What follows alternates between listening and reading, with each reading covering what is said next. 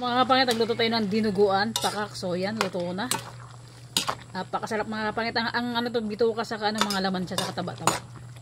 Tapos papaya, di ba? Solid. Let's do.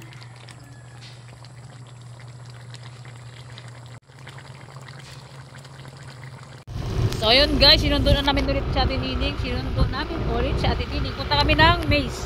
So yan. Punta kami ng Maze ngayon. Pakak. Kasi mga kapangit, kagagaling ko lang, galing ako Espanyola. Galing ako ng kulot. So yan. Pinuntahan namin ni James at Nining ulit. Eh, galing mag-drive. Ganda. Ganda.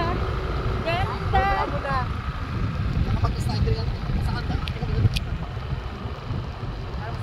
Kaya mo, Tineng?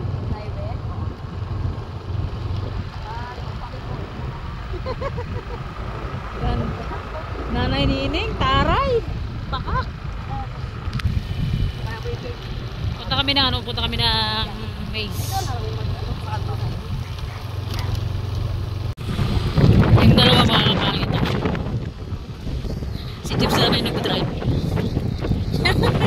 Palit silang dalawa. So, pakak. Ang daming pera, iba'y kasakyan. Shit ka talaga, James. Sige, bunggo mo. Daming pera ni James. E-bike ang kaya niyang bilhin. Buang na to. Pakak, diba? Hala, sige.